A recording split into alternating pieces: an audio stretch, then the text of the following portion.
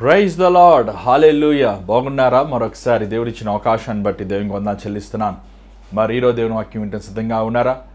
దేవుడి మహాకృప బట్టి దేవుడు మనల్ని మరొక దినములో మరొక అవకాశాన్ని మనకి ఇస్తున్నాడు. ప్రతిరోజు ఒక నూతన అవకాశం అండి. ఈరోజు అనేక మంది మీ రోజుని ఎలాగ వాడుకుంటున్నారు చూడండి. దేవుడు మనకి 12 గంటలు వెలుగు, 12 గంటల చీకటినిచ్చాడు. మనం వెలుగు సంబంధమైన వారు. దేవుడిచ్చిన దినములో మనం ఏమి చేస్తున్నాం? దినమంతా పాడు చేసుకుంటున్నామా? దినమంతా ఉపయోగకరమైన ఏమైనా చేస్తున్నామా? ఆలోచించుకోండి. చాలామంది మాకు డబ్బులు లేవండి, మాకు ఆస్తులు లేదండి, మాకు అప్పులండి అంటారు. అలాంటి వారిని దేవుని వాక్యం సెలవిస్తుందంటే సోమరులు అంటున్నారండి. సోమరవాడు వెళ్ళి చీమల దగ్గర చూడు. ఏమండి, ఈరోజు దేవుడు అందరినీ సమానంగానే ప్రేమిస్తున్నాడు. కొంతమంది దేవుడు వారికి ఇచ్చిన తలాంతుల్ని, వాళ్ళకి ఇచ్చిన సమయాన్ని, వారికి ఇచ్చిన ధనాన్ని జ్ఞానముగా వాడుకుంటున్నారు. కొంతమంది దాన్ని వ్యర్థం చేసుకుంటున్నారు. చూడండి, ఒకే జీవితం, ఒకే బ్రతుకు దేవుడు ఇస్తున్నారు మనకి. ఈ బ్రతుకులో మనం ఈ లోకాన్ని విడిచినప్పుడు ప్రభు సన్నిధిలో ఉండటం మనం నేర్చుకోవాలి. మరి ముఖ్యంగా లూకాసు సువార్త 16వ అధ్యాయం 19వ వచనంలో ఒక ఉపమానం ఉంది. ఆ ఉపమానం ఏంటో ఈరోజు మనం ధ్యానించబోతున్నాం. దయచేసి గమనించండి. దేవుని వాక్యం మీకు మధ్య ప్రకటిస్తున్నప్పుడు మీరు జాగ్రత్తగా వినాలి. ఇటు అటు తిరగకూడదు, అక్కడిక్కడ చూడకూడదు. ఏమంటే దేవుని వాక్యం మీద మీరు ధ్యాస ఉంచి భయభక్తులతో దేవుని వాక్యం వినండి, గైకొనండి. దాని ప్రకారం మీ జీవితంని మార్చుకోండి, దేవుని దీవెనలు పొందండి. మరి ఈరోజు దేవుడు మనతో ఏం మాట్లాడతాడో మనం చూద్దామా? మరి దానికి ముందు ఒక చిన్న ప్రార్థన. పరిశుద్ధమైన తండ్రి దయగల ప్రభువా, మరొకసారి నాయన నీ పాసనలోకి వస్తున్నాం. నీ వాక్యం నేను మేము ధ్యానించుచునగా నన్ను నిసులో చోట మరుగుపరచు. ఈ సమయాన్ని ఆశీర్వదించు, ప్రతి అపవాద క్రియలు లయపరచమని యేసు నామములో అడుగుచున్నాం తండ్రి, ఆమేన్. మరి ఈరోజు మీరు చూసినట్లయితే ఈ ఉపమానములో మనం ఒక చాలా విషయాలు మనం నేర్చుకోబోతున్నాం. చూడండి, బైబిలు నిజమైన పుస్తకం, కట్టుకథలు కావు. ఈ లోకంలో అనేక మతాలు ఉన్నాయి. మీరు చెప్పాను కదా, ఇంచుమించు 30,000 మతాలు ఉన్నాయి ఈ లోకంలో. కానీ అనేక మతాలు పరలోకము నరకము అనే పదాలు అక్కడిక్కడ వాడబడతాం మనం చూడగలుగుతున్నాం. కానీ బైబిల్లో మాత్రమే పరలోకము నరకము అనే పదాలు 430 సార్లు దేవుడు దేవుని ఆత్మ ద్వారంగా రాయబడతాం మనం చూడగలుగుతున్నాం. మత్తయిలో మాత్రమే యేసు ప్రభు 57 సార్లు పరలోకము అనే పదాన్ని వాడాడు. మానవుడి జీవితము ఈ జీవితంతో అయిపోదండి. లేకపోతే మానవుడు ఇంకొక రూపంలో తీసుకొని లేకపోతే ఇంకొక విధంగా పుట్టడండి. ఏం దేవుని వాక్యం సెలవిస్తుంది? మానవుడు మృతులు పొందాక వారికి తీర్పు. ఒకే జీవితమే. కానీ చచ్చిపోయాతారు. ఏమో చచ్చిపోయాడు అంటాం కదా, ఎక్కడ పోయాడు? మట్టి అనేది భూమికి వెళ్ళిపోతుంది, ఆత్మ అనేది దేవుని దగ్గరికి వెళ్తుంది. మానవులు మృతి పొందాక దేవుడు మనల్ని ఎక్కడుగుతాడు? ఈ లోకములో మనము మాట్లాడిన మాటలు, మనం ఆలోచించిన ఆలోచనలు, చేసిన క్రియలకి దేవునికి లెక్క చెప్పాలి. దేవుని రాజ్యమైన విషయాలు అనేకమైనవి దేవుడు ఎంతో చక్కగా వివరించాడు. ముఖ్యంగా ఈ ఉపమానం మనం చూడబోతున్నాం. ఇది ఒక ధనవంతుడు లాజరు అనే ఉపమానం అని మనం చూస్తున్నాం. కానీ మీరు బైబిల్ జాగ్రత్త చదివినట్లయితే ఇది నిజంగా జరిగిన సంగతిగా మనం చూస్తున్నాం. ఎందుకంటే ప్రభు మోషే, ప్రవక్తలు అనే పదం వాడుతున్నాం మనం చూడగలుగుతున్నాం. అంటే యేసు ప్రభు ఈ దృశ్యాన్ని పరలోకం నుంచి ఆయన గమనిస్తున్నట్లు మనం చూడగలుగుతున్నాం. ఇక్కడ 19వ వచనములో 16వ అధ్యాయం లూకాసు సువార్త 19వ వచనం ఒకసారి మనం చదువుదామా? ధనవంతుడు ఒకడు ఉండెను. అతడు ఊదా రంగు బట్టలను, సన్నపు నార వస్త్రములను ధరించుకొని ప్రతిదినము బహుగా సుఖపడుచుండువాడు. లాజరునొక దరిద్రుడు ఉండెను. వాడు కురుపులతో నిండిన వాడై ధనవంతుని ఇంటి వాకిట పడియుండి అతని బల్ల మీద నుండి పడు రొట్టె ముక్కలతో ఆకలి తీర్చుకొనగోరెను. చూడండి, ధనవంతులు అంటే బైబిల్ వారిని ద్వేషిస్తలేదు. ధనవంతులు పేదవారిని, అదే పేదవారందరినీ దేవుడు ప్రేమిస్తలేదు.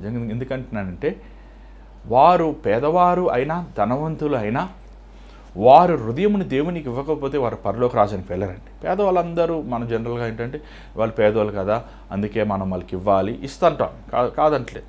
కానీ పేదవారికి అవసరమైనవి బట్టలు, తిండి కాదు కదా. నేను ఒకసారి ఒక వ్యక్తికి కొన్ని బట్టలు ఇచ్చాను. ఆయన ఏం చేశాడు, ఆ బట్టలు తీసుకుని నా కళ్ళ ఎదురుగానే ఒక వ్యక్తికి ఇచ్చి ఒక 20 రూపాయలు తీసుకుని ఏమండి సారాయి కొట్టుకు వెళ్ళి పక్కనే సారాయి కొట్టుకు వెళ్ళి తాగుతున్నాడు. ఊరే ఏమండి ధనవంతులుగా అవుతాం కారణము వారు పాప హృదయం. ధనవంతులు ఏమండి గర్విస్తానికి కారణము పాప హృదయం. ధనవంతుడు పేదవాడు అనేది మనము పేర్లు పెడతాం, దేవుడు పేర్లు పెట్టాడు. ఇంకో మాటలు చెప్పాలంటే ఈ లోకములో ఉన్న ధనవంతులు దేవుని ధనం ముందు అసలు నథింగ్ వారు. ఏమండి దేవుడి ధనంకి దేవుని ఐశ్వర్యానికి వారు ఏమి లేని వారు. దేవుడి వాక్యం సెలవిస్తుంది, బంగారం నాది, వెండి నాది. చూడండి ఇక్కడ మనుష్యుడు హృదయం అనేది చాలా ముఖ్యమైనది. ఇక్కడ ఊదా రంగుల వస్త్రములు వేసుకొని సుఖముతో ఉంటున్నాడు. సుఖముతో ఉండటం తప్ప కరెక్టా? చూడండి 2 తిమోతి 3వ అధ్యాయము 4వ వచనం చూడండి ఒకసారి. ద్రోహులు, మూర్ఖులు, గర్వాంతులు దేవుని కంటే సుఖానుభవము ఎక్కువగా ప్రేమించువారు. దేన్ని ఎక్కువ ప్రేమిస్తున్నాడు? సుఖమును ఎక్కువ ప్రేమిస్తారు. వీరు ఉపవాసం ఉండి ప్రార్థన చేయరు. వీరు దేవుని మందిరానికి వెళ్ళాలంటే 2 గంటలు కూర్చోవాలా? అదే సినిమా హాల్లో కూర్చుంటారు 3 గంటలకు 4 గంటలకైనా. అదే లోక కార్యాల మీద తిరుగుతుంటారు. అదే దేవుని వాక్యం వినాలంటే వారికి ఇష్టం ఉండదు. వారు దేవుని సన్నిధిలో ప్రార్థన చేయాలంటే వారికి కష్టం. ఏమండి ఈరోజు చూడండి చాలామంది క్రైస్తవులు ప్రార్థన చేయరు. ఎందుకంటే ప్రార్థన అంటే పని. ఎవరు పని చేస్తే ఇష్టం? కావాలంటే పాస్టర్ గారు మీకు కానుక పంపిస్తాం, మీరు ప్రార్థన చేయండి అంటారు. కానీ వీరు వ్యక్తిగతంగా దేవుని సన్నిధిలో ప్రార్థన చేయరు. దేవునితో అన్యోన్య సహవాసం ఉండదండి. వీళ్ళు లోకరీతిగా ఒకళ్ళు చేయాల్సి వచ్చిన వారి ప్రార్థన అంతా కూడా భూ సంబంధి వాటి మీదే వారి ధ్యాస. ఉద్యోగాలు, ధన సంపదలు, చదువులు, ఆస్తులు, పేరు ప్రఖ్యాతులు, దీని మీద వారి ధ్యాస ఉంటుంది. కానీ వారి ఆత్మీయ విషయం గురించి వారి ధ్యాస ఉండదు. ఈ ధనవంతుడు ఏమండి ఊదా రంగుల వస్త్రం వేసుకున్నాడు, సుఖముగా జీవిస్తున్నాడు. కానీ తన ఆత్మ కృషించిపోయింది. తన ఆత్మ దేవుని లేని స్థలముగా నరకాన్ని అనుభవిస్తున్నాడు. చాలామంది ఈరోజు అనుకుంటున్నారండి ధనమే సర్వమని. ఒక వ్యక్తికి ధనం ఉంటే ఆ వ్యక్తి ప్రయోజకుడు అవుతాడా? లోకరీతిగా అవ్వచ్చేమో కానీ పరలోక రాజ్యానికి వెళ్ళడు కదా. నీ దేవుడే యెహోవాని పూర్ణమైన హృదయంతో నీ పూర్ణమైన ఆత్మతో నువ్వు ప్రేమించు. రెండోది నీ పొరుగువాడిని ప్రేమించు. నేను బాగా గమనించానండి, ఈ ధనవంతులు పొరుగువాడిని ప్రేమించడం చాలా స్వార్థపరులు. ఏమండి ఆకలి వేస్తుందంటే ఏమంటారు? ఎరా పని చేసుకుని తినలేవా అంటారు. అదే ఒక పేదవాడి దగ్గరికి వెళ్ళి అడగండి, వాడికి ఉన్నది పెడతాడు. ఎందుకంటే వాడికి ఆకలి బాధ తెలుసు. ధనవంతులకు ఆకలి బాధ తెలియదు. ధనవంతుడు కావాలంటే నీతి బోధలు చెప్తాడేమో కానీ చేతులు గుప్పిలు ఇప్పి సహాయం చేయడు, ఇతరులను ఆదుకోడు. ఇక్కడ చూసినట్లయితే ఈ ధనవంతుడు సుఖం అనుభవిస్తున్నాడు. కానీ బైబిల్లో ఆ ధనవంతుడి పేరు లేదండి. ఎవడు ఆ ధనవంతుడు మనకు తెలియదు.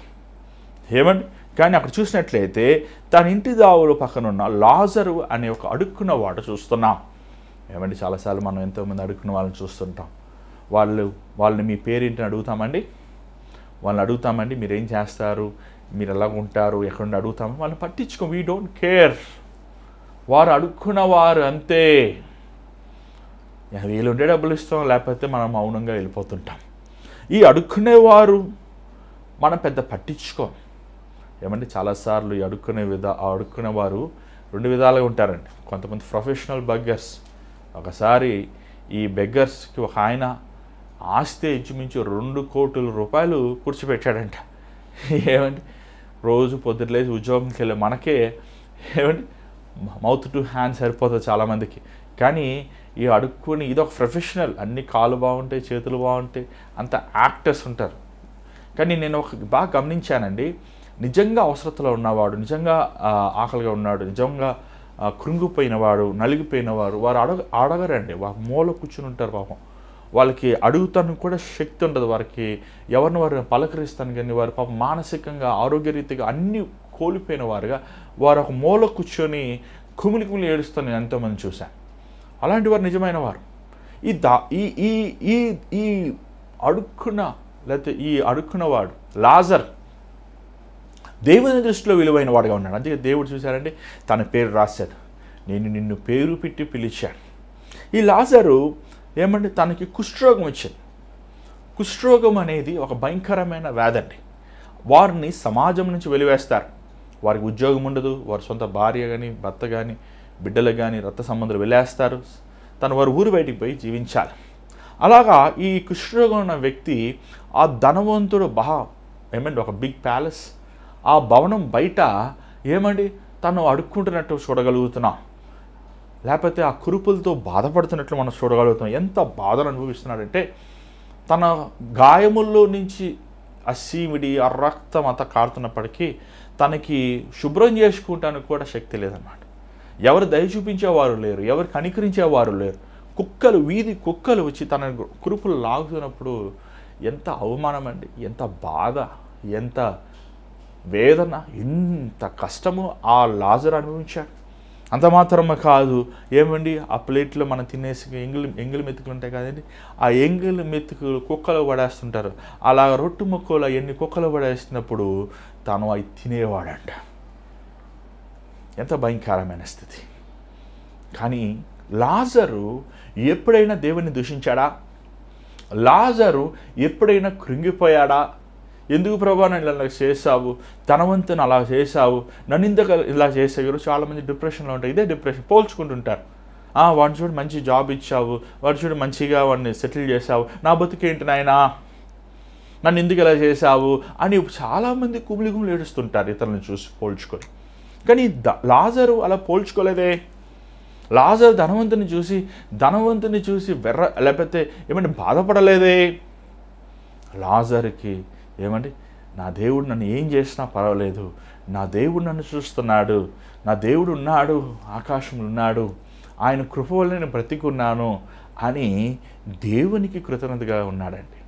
అన్నీ ఉన్నప్పుడు హల్లెలూయా, అన్నీ అనుకునే జరుగుతున్నప్పుడు దేవునికి స్తోత్రం, అన్నీ ఆశించినప్పుడు హల్లెలూయా అంటాం వల్ల ప్రయోజనము లేదు. కష్టములో ఉన్నప్పుడు, బాధల్లో ఉంటున్నప్పుడు, అవమానములో ఉంటున్నప్పుడు మనము దేవుని స్తుతించాలి. చూడండి, ఈ డబ్బు చాలా భయంకరమండి. ఈ డబ్బు మనం దేవుని దగ్గర నుంచి దూరం చేస్తుంది. డబ్బు చాలామంది దేవుడికి ఎందుకు ఇవ్వాలి నేను కానుక, ఎందుకు ఇవ్వాలి నేను దశమ భాగం, నేను కష్టపడి వెళ్ళి పని చేసి నేను సంపాదించుకున్న దానికి నేను దేవుడికి ఎందుకు ఇవ్వాలి? డబ్బేవారు దేవుడు. ఒకళ్ళు అలాగన్నారంట. ఎవరో ఒక ఆయన నాస్తికుడు తన పుస్తకం రాశాడంట. మనుషులమైన మనం వెళ్ళి రైతు వెళ్ళి విత్తనం వేస్తాడు, రైతు వెళ్ళి నీరు పోస్తాడు, దాన్ని కాస్తాడు, దానికి వేరేస్తాడు, మళ్ళీ దాన్ని పంటను కోసి మళ్ళీ దాన్ని అమ్మి మనం దాన్ని డబ్బులు పెట్టి మన కష్టార్జితంతో కొనుక్కొని మనం తింటాము. మనం తినే ముందు దేవాన్ని ఆహారం ఇచ్చినందుకు వందనాలని దేవునితో అంటాం. దేవుడు ఏం చేశాడు మనకి అని మాట్లాడతాడంట.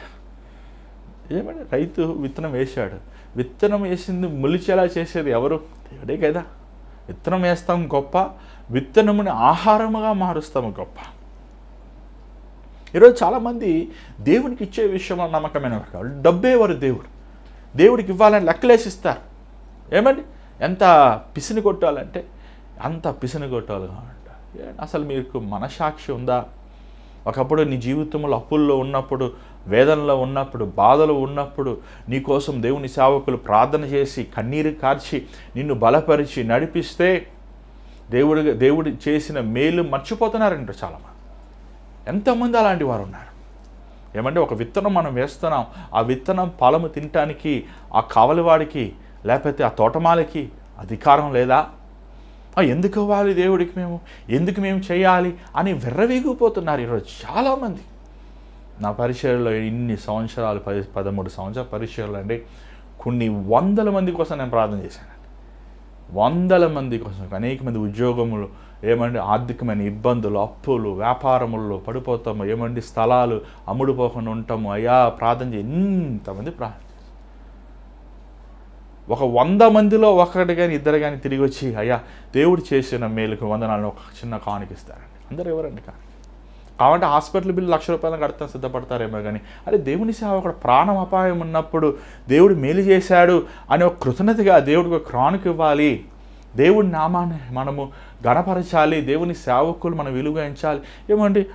డబ్బులు అడుగుతున్నారని అసలు ఎందుకు అడగాలండి సేవకుడు డబ్బులు? ఎందుకు చెప్పాలి పరిచర్యలో లోపం ఉంది, పరిచర్యలో అవసరత ఉందని? ఎందుకు చెప్పాలి ఈ కొరత ఉంది, అది ఉంది, ఇది ఉందని? ఈరోజు చాలామంది అలాగే ఉన్నారండి. ఈరోజు చాలామంది అలాగే ఉన్నారు. మీ పరిచర్యల్లో మీరు దేవునికి ఇచ్చేవారుగా లేరు. అందుకే బైబిల్ రాయబడి మత్తయి సువార్త 6వ అధ్యాయము చూడండి. మత్తయి సువార్త 6వ అధ్యాయము 24వ వచనం. ఎవడును ఇద్దరు యజమానులకు దాసుగా నుండనేరడు.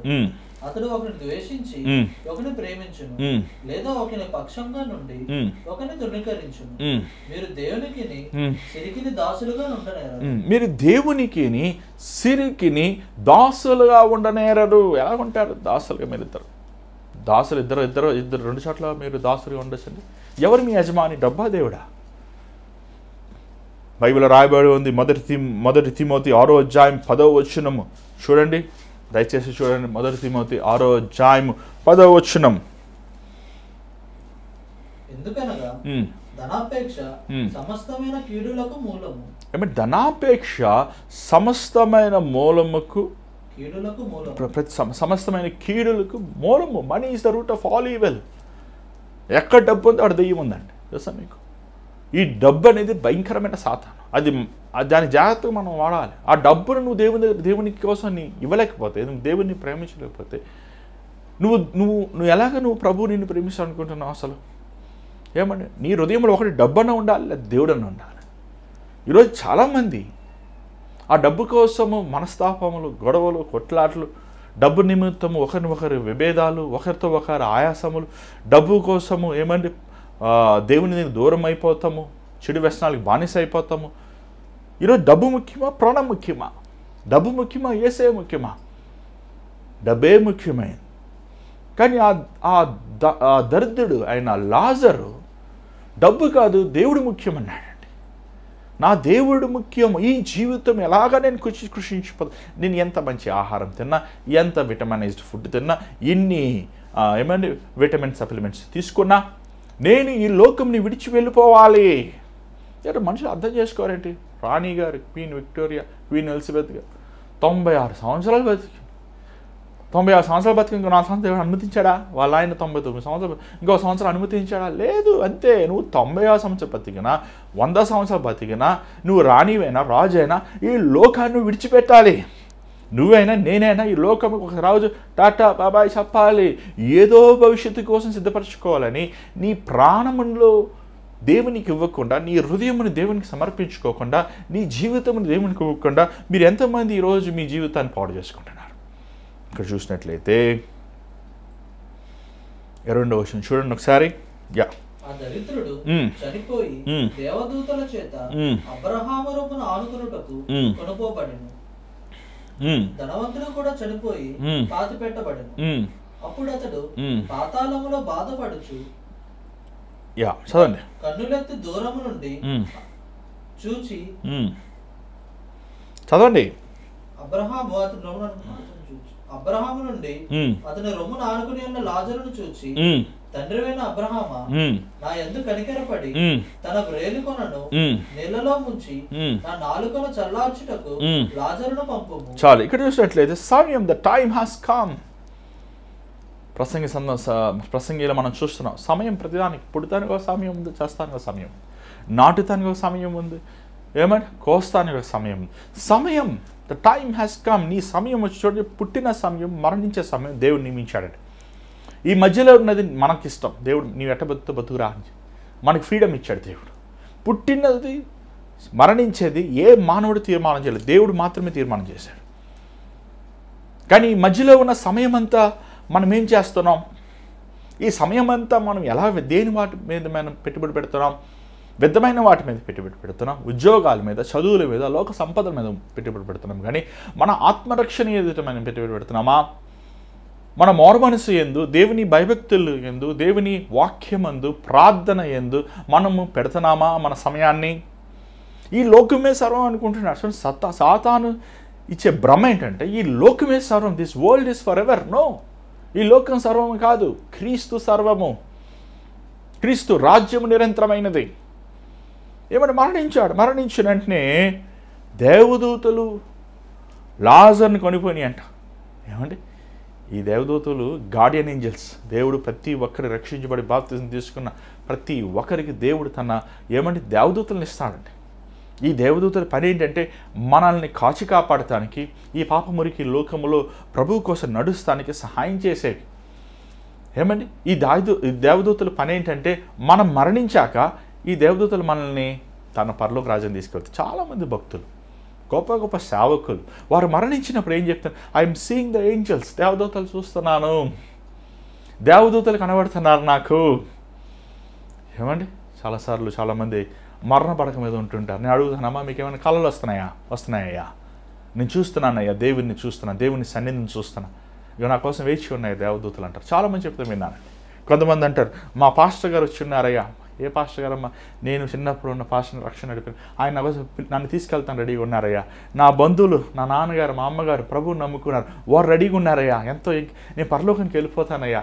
ఆ సంతోషంతో, ఆనందంతో, అంత ఒక హ్యాపీనెస్తో చెప్తారండి. వారు చచ్చిపోతాను భయం ఉండదు, వాళ్ళకి దిగులు ఉండదు. అసలు ఎంత హ్యాపీగా చెప్తారో, ఎంత సంతోషంగా ఉంటారో వారు, ఎంత కళగా ఉంటుంది వారు మొహం.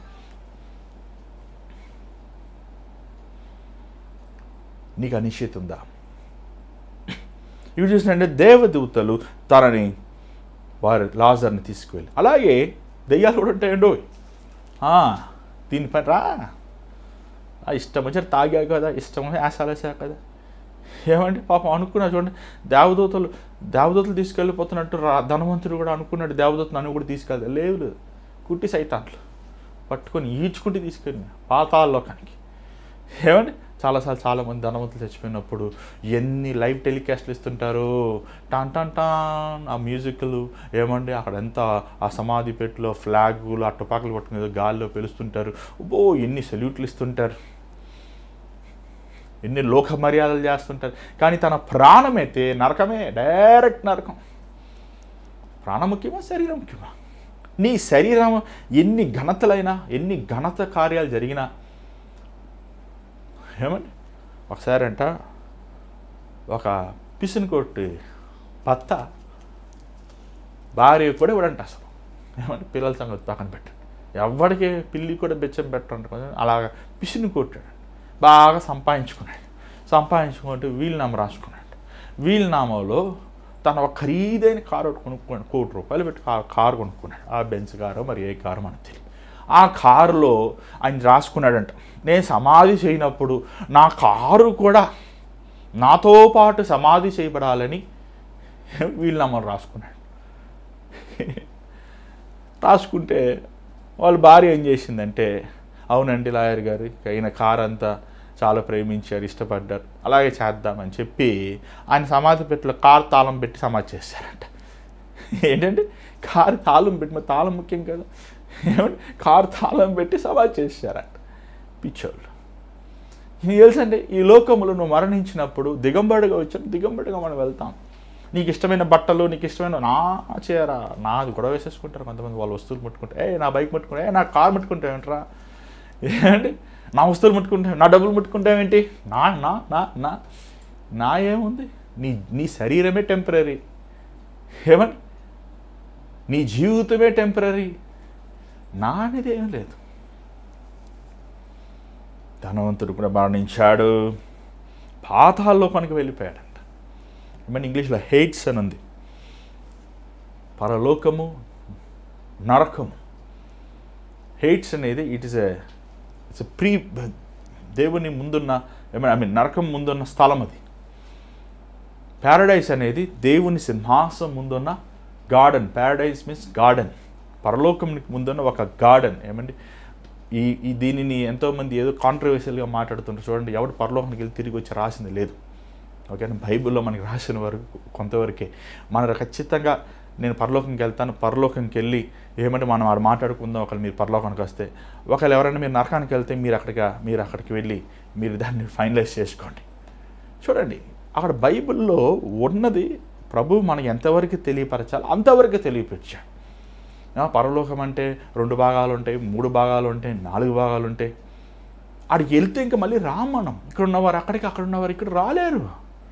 దేవుని రాజ్యం నిరంతరమైనది. అది మన మానవుని మనసుతో అర్థం చేసుకోలేము, శరీర మనసుతో మనం అర్థం చేసుకోలేము. అది ఉన్నతమైన స్థలం. యేసుప్రభు ఈ లోకానికి ఎందుకు వచ్చాడంటే ఆ రాజ్యాన్ని తీసుకెళ్తాం కోసమే. లాజరు నమ్మాడు. లాజరు ఎవరిని చర్చికి పిలిచారండి? బాప్తిజం ఇచ్చారా? ఆయన అయ్యా ప్రార్థన చేసుకో, అయ్యా ప్రార్థన చేసుకొని చెప్పారా? ధనవంతుడికి చెప్పారా? తనలో చెప్పే ఉంటారు. రండి పాస్టర్ దండి అందరూ వచ్చి ఉంటాడు, ముందు కూర్చుని ఉంటాడు. ధనవంతులు వస్తున్నారండి, అందరూ నిలబడండి. నిలబడ్డాడు. చప్పట్లు కొట్టండి, అయ్యగారు వచ్చారు, షాల్వా కప్పండి, దండ అయ్యండి, సన్మానం చెయ్యండి. పాస్టర్ గారు ఏమో పెద్ద కానుకొస్తుందని ఏగలాగా ఆయన చుట్టూ తిరిగాడేమో. సంఘ పెద్దలేమో అయ్యారండి అన్నారేమో. మా చర్చికి మీరు ఏదైనా స్పాన్సర్ చేయండి అడిగారు. మా స్పాన్సర్ కూడా చేసి ఉంటాడేమో. నువ్వు చర్చికి స్పాన్సర్ చేస్తావు డబ్బులు, కానీ దేవుడికి కావాల్సింది డబ్బు కాదు కదా, నీ హృదయం కదా. చాలామంది ఏమంటే వారి పాప పరిహారం చేసుకోవటానికి కానుక పెట్టులో డబ్బులు వేస్తుంటారు. ఎందుకు వేస్తావు? నీ హృదయము మారకుండా, నీ వ్యసనముల నుంచి విడుదల పొందకుండా. నువ్వు దేవుడు అంటే నీకు గౌరవం లేదు కదా, నీకు వాక్యం అంటే విరోధం కదా, దేవుని సన్నిధి అంటే నీకు నిర్లక్ష్యం కదా. అలాంటప్పుడు ఎందుకు నీ డబ్బులు ఇస్తావు? డబ్బులు ఇవ్వద్దు. అసలు ఎవడు అడుగుతున్నాడు నీ డబ్బులు? నీ జీవితం, నీ శపితమైన డబ్బులు ఎవరికి కావాలి? మోసమైన డబ్బులు ఎవరికి కావాలి? ఆ కయ్యేను పాడైపోయిన తీసుకొచ్చి దేవునికి ఇచ్చాడు. ఏబేలు శ్రేష్టమైన దేవుడికి ఇచ్చాడు. నీకు కష్టాజీతం ఇవి దేవుడికి. అది రూపాయైనా పర్వాలేదు, అది 10 పైసలైనా పర్వాలేదు. దేవుడికి నువ్వు ధారాళంగా ఇవి, సంతోషంగా ఇవి, పవిత్రమైన చేతులతో ప్రభుకి నీ పవిత్రమైన హృదయంతో నీ కానుకనివి దేవుడి. ఇక్కడ నరకానికి వెళ్ళిపోయాక ఈయన ఇక్కడ అబ్రహాంను చూస్తున్నాడు. ఏమండి బైబిల్ చదువుతాడు కాబట్టి కదా అబ్రహాం తెలిసి నీకు. తండ్రి అయిన అబ్రహామా అంటున్నాడు. ఎట్ట తెలిసి నీకు అబ్రహాం? ఏమండి అబ్రహాం నేను అని బోర్డు పెట్టుకుని తిరుగుతున్నాడు అబ్రహాం ఏమన్నా? చెప్పండి. బైబిల్ చదివాడు కాబట్టి తెలుసు. విశ్వాసపు తండ్రి అబ్రహాం, దేవుడి స్నేహితుడు. అబ్రహామా నా మీద కనికరించు, లాజర్ను పంపి బొటన వేలుతో ఒక చుక్క నీళ్ళు ఇవ్వయ్యా. బతుకంతానే ఆంధ్రవరకు నా ఎంగిలి రొట్టు ముక్కలు పెట్టాను, అందుకే నాకు ఇక్కడ బొటన వేలుతో నీళ్ళు ఇవ్వి అని లీగల్ రైట్ అడుగుతున్నాడు మొన్నడు. కొంతమంది నరకానికి వెళ్ళినా కూడా మనసు మారదేమో. పంపించు, నేను ఇక్కడ వేదన పడుతున్నాను. నరకం భయంకరమైన స్థలం, అగ్ని ఆరదు, పురుగు చావదు. యేసుప్రభు ఏమన్నాడు చూడండి ఈ నరకం గురించి. మార్కు సువార్త 9వ అధ్యాయము, మార్కు 9వ అధ్యాయం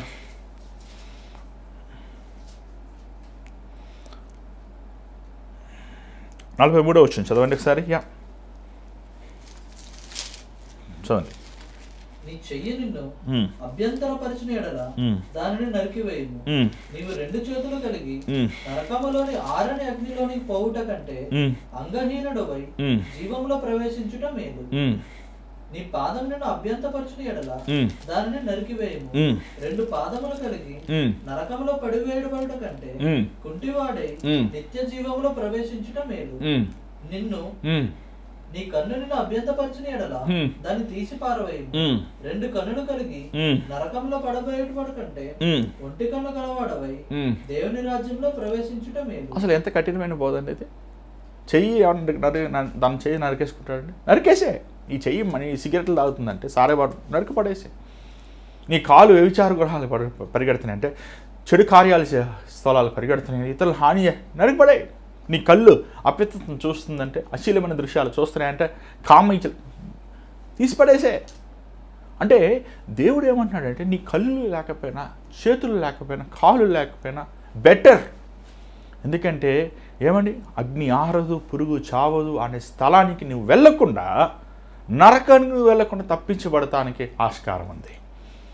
దేవుడిచ్చిన ఈ దేహము, ఈ దేహం ద్వారంగా నువ్వేం చేస్తావు? నీ నేత్రములు కడగబడినాయా? నీ కళ్ళు కడగబడినాయా? ఏమండి, ఈ దేహానికి నీ కళ్ళు దీపము. నువ్వేమి చూస్తావో నీ ఆలోచన అలాగా ఉంటాయి. నువ్వు పవిత్రపరచబడ్డావా? శరీర ఇచ్చల నుంచి విడుదల పొందావా? నువ్వు నీ శరీర ఇచ్చల నుంచి జయం పొంది. చాలామంది అనుకుంటున్నా శరీర ఇచ్చలని పెళ్లి చేసుకుంటే తగ్గిపోతాయి. ఏం తగ్గిపోయి ఎట్లా తగ్గుతాయి శరీర ఇచ్చలు? ఏమండి, మా అబ్బాయి ఎగురుతున్నాడండి ఊర్లో అమ్మట, అమ్మాయి చుట్టూ పెళ్లి చేసి పడేద్దామని పెళ్లి చేసారా? పెళ్లి చేసి పడినా ఇంకా ఫ్రీ అయిపోయిందానికి. ఏమండి, ఈరోజు ఎంతోమంది వృద్ధులైనప్పటికీ కూడా మన తాడ వెలుగురంలో ఒక ఆయన, పెద్ద ఆయన, చాలా పెద్ద ఆయన, ఇంకా పోయేలా ఉన్నాడు మనిషి. అసలు వస్తే అంత పెద్ద ఆయన వచ్చి, అయ్యా నాకు కామ ఇచ్చలు ఉన్నాయ్యా, ప్రార్థన చేయ్యా, నా జయం దయచేయాలి ప్రార్థన చేయంటే ఏమండి ఏం చెప్పాలో అర్థం కాలేదు. ఎంత భయంకరంగా ఈరోజు పాప కార్యాలకి, శరీరిచ్చలకి, లోక ఆశలకి బానిసై ఉన్నారు. ఇదిగో నీ దేవుడిని యెహోవాని, నీ దేవుడిని యెహోవాని పరిశుద్ధుడని నీకు తెలీదా? నీ దేహము దేవుని ఆలయం అని తెలీదా? చీకటి వెలుగు ఎలాగా కలిసి ఉంటాయి? ఏమండి ఈరోజు అర్థం చేసుకోలేకపోతున్నారు చాలామంది. వారి దేహముని పవిత్రముగా కాపాడుకోవాలనేది వాక్యానుసారమైన బోధ. పరిశుద్ధత లేనివాడు దేవుణ్ణి చూడలేడు. ఏమండి పరిశుద్ధత మనకు కావాలి. వేదన పడుతున్నాడంట, వేదన. మరి ఇక్కడ సుఖపడ్డా కదా పూర్లోకం. ఈరోజు చాలామంది క్రైస్తవులు, ఈరోజు విశ్వాసం, మీరు అందరూ కూడా ఫోన్ ఎందుకు అయ్యా మాకు కష్టాలన్నీ వెళ్ళిపోవాలి, బాధలన్నీ వెళ్ళిపోవాలి, కామనింది అయ్యా అనుకుని ఎన్ని జరిగిపోవాలి. ఏమనుకున్నావమ్మా? అదేనయ్యా మా పిల్లోడు అమెరికాకి వెళ్ళిపోవాలి, నా కూతురికి ఏమంటే మంచి అల్లుడు దొరకాలి, ఒక ₹1 ఇల్లు కొనుక్కోవాలి, ఒక 10 ఎకరాల పొలం ఉంది, మంచిగా ఇల్లు వేసుకొని సెటిల్ అయిపోవాలయ్యా. చెప్పండి, డబ్బులు ఉన్నాడు దేవుడి మందిరానికి వస్తాడా? డబ్బులు లేనివాడు దేవుడి మందిరానికి వస్తాడా? కష్టాలు కావాలని అడగరే, శ్రమలు కావాలని అడగరే. చూడండి ఏమైందో బైబిల్లో 2 తిమోతి 3:12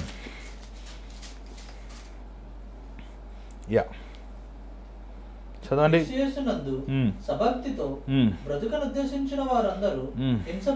ఏమి క్రీస్తు యేసుతో సబత్తు, గాడ్లీ లైఫ్, పరిశుద్ధమైన నువ్వు జీవితం జీవించాలంటే హింసలు పొందుతా. హింసించబడకుండా, అవమానించబడకుండా, నిందించబడకుండా నువ్వు ఎలా పవిత్రుడు అవుతావు? ఏమండి మీరు బంగారం చూడండి, చాలా రోజులు మంది బంగారం వేసుకుంటారు, కొంతమంది ఏమండి చైన్లు వేసుకుంటారు, ఉంగరాలు వేసుకుంటారు, చెవులకి ముక్కులు పెట్టుకుంటుంటారు. ఏమండి కొంతమంది బంగారం వేసుకోవద్దంటారు, కొంతమంది వేసుకోమంటారు. చూడండి అది మీ ఇష్టం, మీ వ్యక్తిగతమైన. నువ్వు బంగారం వేసుకుంటున్న మాత్రాన నువ్వు నరకానికి పోవు, నువ్వు వేసుకోకపోయిన మాత్రాన నువ్వు పరలోకానికి పోవు. ఓకేనా? దానితో ఏం సంబంధం లేదు, నీ హృదయంతో సంబంధం. కాబట్టి అన్ని ఆచారాలు పక్కన పెట్టి ముందు దేవుని వాక్యముతో మీ హృదయాన్ని కడుక్కోండి. ముందు లోపల పైరూప వేషభాషను పక్కన పెట్టండి, ఆచారం పక్కన పెట్టండి. ఇక్కడ చూసినట్లయితే ఆ బంగారం చూడండి, అది ఎలా ఉంటుంది తెలుసా మీకు? అది ఒక రాయి, అసలు రాయిలా ఉంటుంది. మీరు ఏమైనా మన యూట్యూబ్లో చూడొచ్చు, రాయిలాగా ఉంటుంది. ఆఫ్రికా దేశాలు అది ఒక ముద్దలాగా ఉంటుంది, మట్టి ఏమంటే అంత మురికి. అది ఎంత కడిగినా సరే కొన్నిసార్లు అది పోదది. దాన్ని ఏం చేస్తుంది కంసాలు, దాన్ని అగ్నిలో వేస్తారు. అగ్నిలో కొలిములో వేసి బాగా అసలు అంత రాయిలాగా ఉంటుంది, అలాగ నీరు రూపంలో అయిపోతుంది. దాన్ని తీసుకుంటాడు, మళ్ళీ ఒక చిన్న రేకులాగా తీసుకుని దాన్ని చకా టకా టకా టకా టకా పడతాడు. కొట్టి కొట్టి కొట్టి కొట్టి మళ్ళీ దాన్ని లైట్ గీకి మళ్ళీ కొట్టి కొట్టి మళ్ళీ గీకి మళ్ళీ కొట్టి కొట్టి మళ్ళీ గీకి మళ్ళీ కొట్టి కొట్టి మళ్ళీ గీకి మళ్ళీ గీకి మళ్ళీ కొట్టి రూపిస్తాడు. రూపించాడు, చక్కని ఒక చెవులు రూపిస్తాడు, చక్కని ఒక ఏమండి ఒక ఉంగరాన్ని రూపిస్తాడు. చాలాసార్లు మనం బంగారం కొట్టుకెళ్ళినప్పుడు ఏమండి మేకింగ్ ఛార్జెస్ అంటుంటారు. మేకింగ్ ఛార్జెస్ అండి, ఎందుకండి మేకింగ్ ఛార్జెస్ మనం అడుగుతాం. ఏమండి ఎందుకండి మేకింగ్ ఛార్జెస్? కొన్ని చూడండి అక్కడ 4-5 ఉంగరాలు ఉన్నా ఒక ఉంగరం ఎక్కువ మేకింగ్ ఛార్జ్. అబ్బో ఎందుకండి ఇంత మేకింగ్ ఛార్జ్ అంట? అమ్మ ఇది పని చేస్తానికి చాలా రోజులైంది, అందుకే అది ఎక్కువ ఖరీదండి. ఎంతగా దేవుడిని చెక్కుతాడో, ఎంతగా దేవుడిని విరగొడతాడో, ఎంతగా దేవుడిని నలగొడతాడో, నీలో ఉన్న గర్వము, స్వార్థము, ఏమంటే నీలో ఉన్న అహంభావము, నీలో ఉన్న ధనాపేక్ష, నీలో ఉన్న కామ ఇచ్చ, నీలో లోకము, లోభము, పాట్ ఏమంటే అసలు రూపలేఖలు లేకుండా నిన్ను విర్రగొట్టి పడేస్తాడు దేవుడు. నువ్వు విలువైనవాడు అవుతావు, నువ్వు శ్రేష్టమైనవాడు అవుతావు. లాజరు జీవితం జరిగింది అదే. లాజరు అంతా తన బంధువులు వేరైపోయారు, తన ఆరోగ్యం కృషించిపోయింది, తన జీవితాలు అంతా పోగొట్టుకున్నాడు. కానీ దేవుణ్ణి విడవలేదు, దేవుణ్ణి దూషించలేదు, దేవుని బాధ పెట్టలేదు, దేవుని యందు విశ్వాసం ఉంచాడు. అందుకే అబ్రహాం పక్కన కూర్చున్నాడు. ఈయన విశ్వాసంలో ఫస్ట్ ర్యాంక్ అబ్రహాం గారికి, అబ్రహాంకి సెకండ్ ర్యాంక్ లాజర్కి. దేవుని యందు విశ్వాసం ఉంచాడు. దానికి ఏమండి లాజర్ జవాబు ఇస్తలేదు, అబ్రహామే జవాబు ఇస్తున్నాడు. చూడండి ఏమంటున్నాడు 25వ వచనం చూడండి. అందుకు అబ్రహాము, కుమారుడా, నీవు నీ జీవిత కాలమందు నీకు ఇష్టమైనట్టు సుఖము అనుభవించితివి, అలాగుననే లాజరు కష్టం అనుభవించునని జ్ఞాపకము చేసుకొను. ఇప్పుడైతే వాడు ఇక్కడ నెమ్మది పొందుచున్నాడు, నువ్వు యాతన పడుచున్నావు. అంతేకాక ఇక్కడ నుండి మీ యొద్దకు దాటగోరు వారు దాటి పోజాలకుండునట్లు అక్కడి వారు మా యొద్దకు దాటి రాజాలకుండునట్లు మాకును మీకును మధ్య మహా అగాధం ఉంచబడి ఉన్నదని చెప్పాను. ఏమండి కుమారుడా, నువ్వు కుమారుడివే, నువ్వు దేవుని రూపం చేయబడిన వాడువే. దేవుని నరకం మన కోసం చెయ్యలేదు. నరకము సాతాను అనుశీలుగా చేస్తున్నాడు. కానీ నువ్వు సాతాను మాటలు వింటే, నువ్వు సాతాను ప్రకారం నీ జీవితం గైకుంటే, సాతానికి ఏది తీర్పిస్తున్నాడో దేవుడు అదే తీర్పు నీకు ఇవ్వాల్సి వస్తుంది. కుమారుడా, ఎంత చక్కగా పిలుస్తున్నాడు, దుర్మార్గుడాన్ని పిలుస్తలేదు అసలు.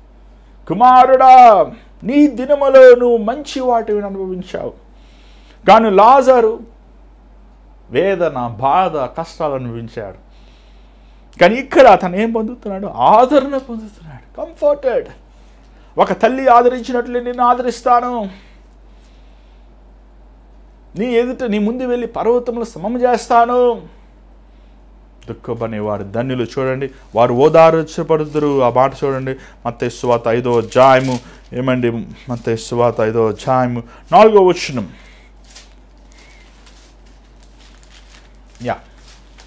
చదవండి, మత్తయి సువార్త 5వ అధ్యాయం 4వ వచనం. ఏమండి, దుఃఖపడేవారు ధన్యులు. వాడు ఈరోజు ఈ లోకంలో దుఃఖం, బాధను అనుభవిస్తున్నావా?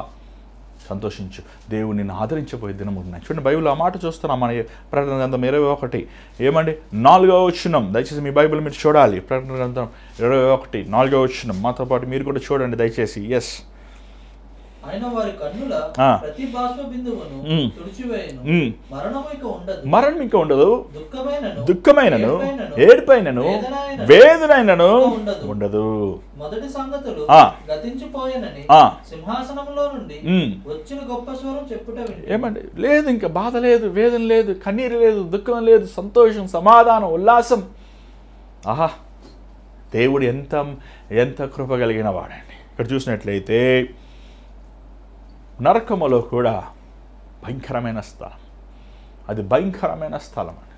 అగ్ని ఆరదు, పురుగు చావదు. ఏమండి, అది చూడండి, మనం అదే ప్రకటన గ్రంథంలో 20వ అధ్యాయము 10వ వచనం ఒకసారి చూడండి. వారిని మోసపరిచిన అపవాది అగ్ని గంధముల గల గుండంలో పడవేయబడెను. అచ్చట ఆ క్రూరముఖమును అబద్ధ ప్రవక్తయు ఉన్నారు. వారు యుగయుగములు రాత్రింబగలు బాధింపబడుదురు. ఏమండి, వారు బాధింపబడుదురు. అగ్ని ఆరదు, పురుగు చావదు, రాత్రులు పగలు వారు చిత్రవాదం చేస్తాడండి. సాతాను కార్యములు నమ్మిన వారు. ఇక్కడ చూడండి, అదే మాటలు ఎవరెవరు నరకానికి వెళ్తారో మనం చూస్తున్నాం. 1 కొరింథీ 6వ అధ్యాయము 9వ వచనం ఒకసారి చూడండి.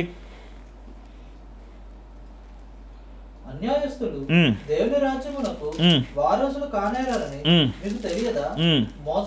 మోసపోకుడి, జారులైనను, విగ్రహారాధకులైనను, వ్యభిచారులైనను, ఆడంగితము అయిన వారు ఆయనను, పురుష సంయోగులైనను, దొంగలైనను, లోబులైనను, త్రాగుబోతులైనను, దూషకులైనను, దోచుకొనవారైనను దేవుని రాజ్యానికి వారసులు కారు. ఎలా అవుతావు వారసుడు దేవుని రాజ్యానికి? ఏంటి, నా ఇష్టం, నా జీవితం, నా బతుకు, నువ్వు ఆర్డర్ అడుగుతాను. నేను ఎవరు అడుగుతలేదు, రేపు దేవుడు అడుగుతాను నిన్ను. ఏమంటే కొంతమంది 6 నెలలు ఇక్కడ ఏగేసి నరకాలంటే ఇలా ఏరేసి నూనెలో అయిపోయేసి అంటే సాతాను పరలోకం పంపించేస్తారంట. అట్లా కుదరదుడా, అగాధం ఉంది అక్కడ ఇక్కడ, అంతే, ఫినిష్డ్. నువ్వు ఈ లోకంలో ఉన్న వరకే నీ టైము. ఈ లోకంలో నువ్వు నువ్వు ముగించినప్పుడు, నీ జీవితం ముగించినప్పుడు నువ్వు అంత లోపలికి రక్షణ పొందలేదంటే అంతే, ఇంక అయిపోయింది, డన్, ఓవర్, ఫినిష్. ఇంకా అక్కడ ఉన్నవారు ఇక్కడ ఉన్నవారు అక్కడికి కుదరదు, అగాధం ఉంది.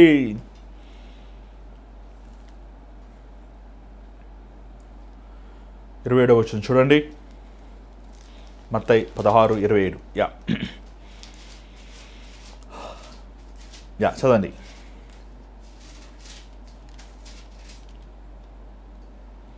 అప్పుడు అతడు, తండ్రి, అలాగైతే నాకు 5 సహోదరులు ఉన్నారు. వారును ఈ వేదకరమైన స్థలములకు రాకుండా వారికి సాక్ష్యం ఇచ్చుటకై నా తండ్రి ఇంటికి వారిని పంపవలనని నిన్ను వేడుకొనుచున్నాను. అందుకు అబ్రహాము, వారి యొద్ద మోషే ప్రవక్తలు ఉన్నారు, వారి మాటలు వినవలనని అతనితో చెప్పగా, అతడు, తండ్రివైన అబ్రహామా, అలాగూ అనవద్దు. మృతులలో నుండి ఒకడు వారి యొద్దకు వెళ్ళిన యెడల వారు మారు మనసు పొందుదురని చెప్పాను. అందుకు అతడు, మోషే ప్రవక్తలను చెప్పిన మాటలు వారు వినిన యెడల మృతులలో నుండి ఒకడు లేచినను వారు నమ్మారని అతనితో చెప్పాను. చూడండి, అగ్ని ఆరదు, పురుగు చావు. ఇట్స్ నాట్ 6 నెలలు, నిరంతరం అది భయంకరమైన స్థలం నరకం. ఈరోజు మనం గంటసేపు ప్రార్థన చేస్తానికి గంటసార్లు ఆలోచిస్తున్నాను, బైబిల్ చదువుతానికి టైం లేదంటున్నాం. నరకంలో ఉన్న వాళ్ళు ఏం చేస్తున్నారు? అసలు ఉపవాస ప్రార్థన చేస్తున్నారు. నరకంలో ఉన్నవారు దేవుని నెరకుండా, దేవుని నమ్ముకోకుండా, రక్షించబడకుండా, మారు మనసు పొందకుండా, దేవునికి వారి హృదయం ఇవ్వకుండా నరకంకి వెళ్ళిన వారు ఈరోజు వారు ఏమని ప్రార్థన చేస్తున్నారు తెలుసా? వారి ఇంటోళ్ళ కోసం ప్రార్థన చేస్తున్నారు. అయ్యా, ఈ భయంకరమైన స్థలం రాకూడదు. ఈరోజు మనకు ఆత్మల భారమే లేదండి. మన ఇంట్లో ఇంకా రక్షణ పొందినవారు, మారు మనసు పొందినవారు, దేవుని ప్రేమ నెరగిన వారు ఎంతమంది ఉన్నారు. మనం ఉద్యోగం చేసే చోట, మన ఎరిగిన వారు, మన స్నేహితులు, మన బంధువులు, మన రక్త సంబంధులు, వారి కోసం మనం ప్రార్థిస్తున్నామా? ఆ నరకంలో ఉన్న వ్యక్తి అంటున్నాడు, అయ్యా నా సహోదరులు రాకూడదు. ఇంత భయంకరమైన స్థలం, ఇంత వేదనకరమైన స్థలం ఇక రాకూడదు. ఆయన ఆత్మల భారం లేదు మనకి. ఎప్పుడు చూసినా మనం ప్రార్థించమంటే భూ సంబంధమైన వాటిమే మనం ప్రార్థిస్తున్నాం కానీ, అయ్యో క్రీస్తు కోసం ఒక ఆత్మను రక్షించాలి, క్రీస్తు కోసం ఆత్మను తీసుకురావాలి, నాతో పాటు మందిరంలో 4 ఆత్మలు 10 ఆత్మలు తీసుకువెళ్ళాలి, అయ్యో దేవుని వాక్యం వినిపించాలి, ప్రభు ప్రేమను చాటాలి అనే ఆశ వాంచలేదే మీకు? ఇక్కడ చూసినట్లయితే అబ్రహామును వేడుకుంటున్నాడు, అయ్యా లాజరును పంపి అయ్యా. అబ్రహాం అంటున్నాడు, మోషే ప్రవక్తలు ఉన్నారు, ఏమండి వారు మాట వినాలి. లేదు అబ్రహామా, తండ్రి అయిన అబ్రహామా, మృతుల్లో నుంచి చచ్చిపోయినా ఎవడైనా వెళ్ళి చెప్తే నరకం ఉందరా బాబు, వినండిరా, నరకం అని ఉందరా, వినండి అని చెప్తే వాళ్ళు మారు మనసు పొందుతారయ్యా. ఏమంటే దేవుడు కొన్ని సంవత్సరాలుగా వేచి ఉన్నాడు. ప్రజలు మారు మనసు పొందుతారు, పశ్చాత్తాపడతారు. ఈ లోకము తర్వాత శాశ్వతమైన లోకము, పరలోకము ఉంది, అది గ్రహించుకుంటారని దేవుడు ఆశిస్తున్నాడండి. మనుషులు అర్థం చేసుకోలేకపోతున్నారు, మనుషులు గ్రహించలేకపోతున్నారు, మారు మనసు పొందలేకపోతున్నారు, పశ్చాత్తాపం పొందలేకపోతున్నారు, పాప కార్యముల నుంచి బయటికి రాలేకపోతున్నారు. మృతుల్లో నుంచి చచ్చిపోతే వాడు చచ్చిపోయినాడు చెప్పి చూడండి, యూట్యూబ్ కొట్టండి ఈరోజు, డెడ్ చచ్చిపోయిన వాడు, I have seen heaven, I have seen hell. ఎంతమంది సాక్ష్యాలు చెప్తున్నారు, అయ్యా నేను నాస్తికుడిని, అయ్యా నేను వేరే మతస్థుని, నేను ఆ మతస్థుని, నాకు యేసు ప్రభు తెలీదు, కానీ నేను చనిపోయాక నా యాక్సిడెంట్లో కోమాలు ఉండగా నేను పరలోకం చూసిచ్చాను, నేను నరకం చూసిచ్చాను, దేవుడు చెప్పమన్నాడు అందుకే నన్ను పంపించారు అని ఎన్ని వందల సాక్ష్యాలు మనం చూస్తున్నాం. అయినా సరే ప్రజలు నమ్మలేకపోతున్నారు. మందులై, తిండిబోతలై, తాగుబోతలై, ఐకిక విచారములతో, ధన సంపదలతో, వారి ధ్యాసతో వెళ్ళిపోతున్నారండి. అయ్యో వారికి శ్రమ. ఏమంట, ఎవడైనా చనిపోయిన వాడు తిరిగి వెళ్ళి వేడుకుంటున్నాడు ధనవంతుడు అబ్రహాముతో, తండ్రి అయిన అబ్రహామా వేడుకుంటున్నాడు, కాదట్టు కుదరట్లే, అయ్యా దండం పెడుతున్నాయ్యా. మృతుల్లో చనిపోయిన వాడు వెళ్ళి చెప్తే వారు మారుతారేమో, వారు రక్షించబడతారేమో. ఈరోజు మీ ఇంట్లో ఉన్న మీ సహోదరుల కోసం మీకు భారం లేదు, మీ తల్లిదండ్రుల కోసం మీకు భారం లేదు, మీ బిడ్డల కోసం మీకు భారం లేదు. ఏమా నీ బిడ్డలకు 3 సార్లు నువ్వు వండి పెడుతున్నావు, వారి ఆత్మరక్షణ గురించి ప్రార్థిస్తున్నావా? వారు మారు మనసు పొందాలని, వారు కడగబడాలని, వారు శుద్ధి చేయబడాలని, వారు పవిత్రపరచబడాలని అని రోధిస్తున్నావా? ఆత్మల భారం లేదే. తిన్నానా, చదువుకోనైనా, ఉద్యోగం చేయనని అంటున్నావు కానీ, అయ్యా దేవుని మందిరానికి వెళ్ళయ్యా, అయ్యా దేవుని వాక్యం వినయ్యా, అయ్యా రక్షించబడయ్యా, అయ్యా బాప్తిజం తీసుకోయా, ప్రభు కోసం జీవించయ్యా అని నీ దేవుని మాటలు నీ బిడ్డలకి నువ్వు ప్రకటిస్తున్నావా? ఓ తండ్రి, ఓ తల్లి, గమనించు, ఆలోచించు. బాల్య దినములందే నీ యెహోవాను సృష్టికర్తను జ్ఞాపకం చేసుకోమని బైబిల్లో రాయబడింది. బాల్య దినములందే దేవునికి వారి జీవితం సమర్పించుకోవాలి. ఈరోజు నీ జీవితం దేవునికి ఇస్తున్నావా? ఈరోజు నీ బతుకుని దేవునికి ఇస్తున్నావా? ఏదో దేవుడు మనకి సమయం ఇచ్చినాడు, ఇదే అనుకూలమైన సమయం, ఇదే రక్షణ దినం. మన సమయం అయిపోతుందండి, నీ సమయం అయిపోతుంది, మనందరి సమయం అయిపోతుంది. మనం కృషించిపోతున్నాం, దినదినానికి వెళ్ళిపోతున్నాం సమాధికి దగ్గరికి. కానీ మనం దేవునికి మనం జీవితం చూడండి, మనమందరం 70, 80, 90 సంవత్సరాలు బతుకుతాం గ్యారంటీ లేదు. మానవుడి జీవితం ఏమండి అల్పమైనది, అది నీరు లాంటిది, అది కొంతకాలమే. ఇదే అనుకూలమైన సమయం, రేపు మన బతుకుతామో లేదు తెలియదు మనకి. చూడండి, మన ఉన్న వస్తువులు, మన ఇంట్లో ఉన్న ఫ్యాన్లు, టేబుల్, మనకున్న ఫోన్లకి అన్నింటికి గ్యారంటీలు, వారంటీలు ఇస్తున్నారు. మానవుడి తలకాయకి గ్యారంటీ ఉందా? మానవుడి జీవితానికి గ్యారంటీ ఉందా? ఈ కోవిడ్ వచ్చినప్పుడు ఎంతోమంది మరణించారు. మహానుభావులు, అధికారులు, రాజులు, ఏమండి ప్రధానులు, సామాన్యుల వేల కోట్ల లక్షల మరణించారు. ఈరోజు నీ జీవితం దేవునికి, ఈరోజు నువ్వు పశ్చాత్తాపడు, ఈరోజు నువ్వు మారు మనసు పొందు. తెచ్చి స్థలంలో వచ్చి ప్రార్థన చేద్దాం. పరిశుద్ధమైన తండ్రి, దయగల ప్రభువా, మరొకసారి నీ పాసనలోకి వస్తున్నాను నేను. ఈరోజు ఈ కార్యక్రమం వీక్షిస్తున్న బిడ్డలను చూడు నేను, వీరితో నువ్వు మాట్లాడు నేను, వీరితో నువ్వు మాట్లాడు ప్రభువా. అయ్యో నైనా నీ రాకడ అతి త్వరలోనే ఉంది. వాని క్రియల పట్ల నేను ప్రతిఫలం ఇవ్వబోతున్నాను. నీ వాక్యం సెలవిస్తుంది. మమ్మల్ని సిద్ధపరచున్నాను. మాకు ఇవ్వబడిన సమయాన్ని, అవకాశాలు, తరుణములు సద్వినియోగపరుచుకుంటానికి సహాయం చేయి. మమ్మల్ని క్షమించు, కడుగు, శుద్ధి చేయి. నిశ్చితమైతే నైనా మరలా కలుసుకుంటానికి కృప చూపించుమని యేసు నామములో అడుగుచున్నాం తండ్రి, ఆమేన్. మరి ఈరోజు దేవుడు మీతో మాట్లాడిన మా తెలియపరిచిన దయచేసి గమనించండి. మీ ప్రార్థన అవసరతలు స్క్రీన్ మీద కనబడుతున్న నెంబర్కి మీరు వాయిస్ మెయిల్ కానీ వాట్సాప్ కానీ చేయండి. మీరు ఎవరు దయచేసి కాల్ చేయొద్దు, ఎందుకంటే నేను ప్రయాణంలో ఉంటున్నానండి. సో మీరు చేసినప్పుడు నేను ఎత్తలేకపోతున్నాను. కాబట్టి మీరు వాయిస్ మెయిల్ కానీ వాట్సాప్ వివరంగా పంపిస్తే నేను వెంటనే మీకు వాయిస్ మెయిల్ కానీ లేకపోతే వాట్సాప్ కానీ మళ్ళీ చేస్తానికి నాకు అనుకూలంగా ఉంటుంది. అంత మాత్రమే. ఒకవేళ ఎమర్జెన్సీ అయితే, ఒక ప్రసవంలో లేకపోతే యాక్సిడెంట్ లేకపోతే ఏమైనా ఎమర్జెన్సీ అయితే మీరు ఖచ్చితంగా కాల్ చేయొచ్చు. మేము ప్రార్థన మీకోసం చేస్తాం, సిద్ధంగా ఉన్నాం. అంత మాత్రమే కాదు, ఈ భారమైన పరిచర్యలో దేవుడు మిమ్మల్ని ప్రేరేపిస్తే మీ కూపన్లు మీ విరాళం పంపించవచ్చు. స్క్రీన్లో కనబడుతున్న Google pay, PhonePe account numbers ద్వారంగా మీ విరాళం దేవునికి ఇవ్వచ్చు. దేవుని చేతి మీద రేపు కలుసుకుందాం. అందరూ God bless you. Take care.